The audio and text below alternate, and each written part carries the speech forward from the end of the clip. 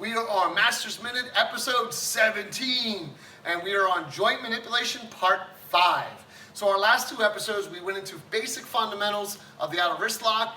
Last week, we did in 2 variables on the outer wrist lock, which were, G will review those really fast.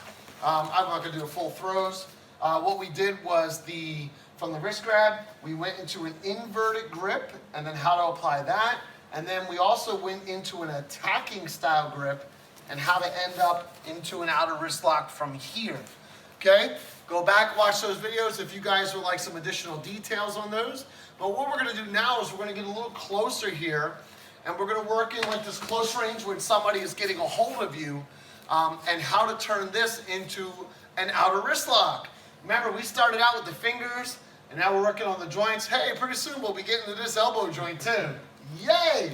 All right, so let's get this puppy started. So G's in his close range, and he got a hold of me here. Now, it's great that he left his thumb side right there for me. So let's get a little closer here. I want to get a little detail. So he's got a good grip on me, all right?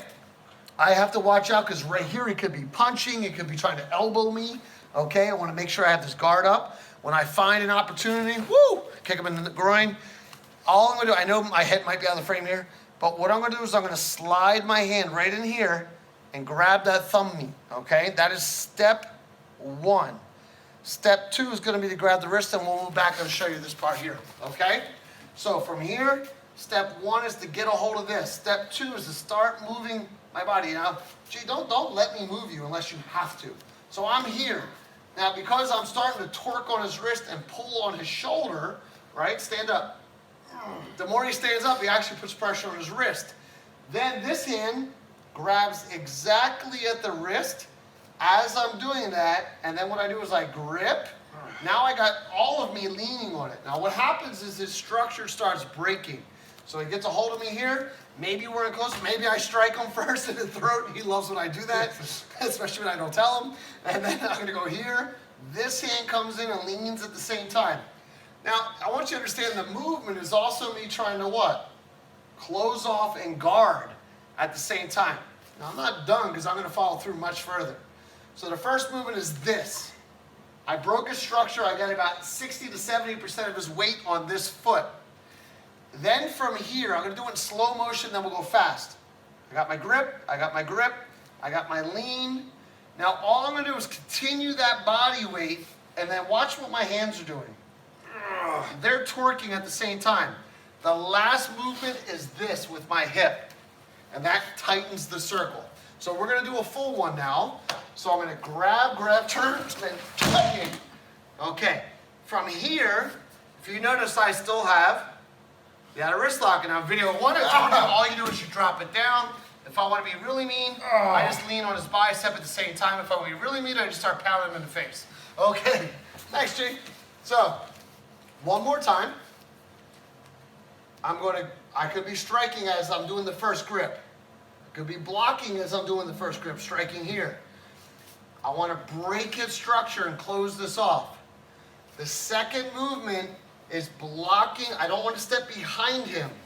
I want to step straight through, putting my body weight down, and then use all of my body to torque that hand. So one last time. I'm going to grab, step through, and torque. Okay. From here, I just maintain the joint lock. You guys know all the finishes. Okay. All right, our next one, okay? Our next one is if somebody grabbed me from behind, he's got a hold of me here. Obviously, my hands want to be up. I mean, he could be punching me in the back of the head, okay? But I know that that hand's occupied. So it's a lot easier for me to turn to this side. The ribs are nice and open right here. This is like the 3rd time I did this to G tonight. So the ribs are nice and open, okay? This hand is going to reach over and grab here. Now look, if I miss it, so be it. I go into something else, okay? So from here, I'm going to reach over. Now, if you notice, my shoulder lowered, and eventually the shoulder's going to come back up and push down. It's going to make a fast circle. So I'm going to come around, grab, and then I'm going to torque.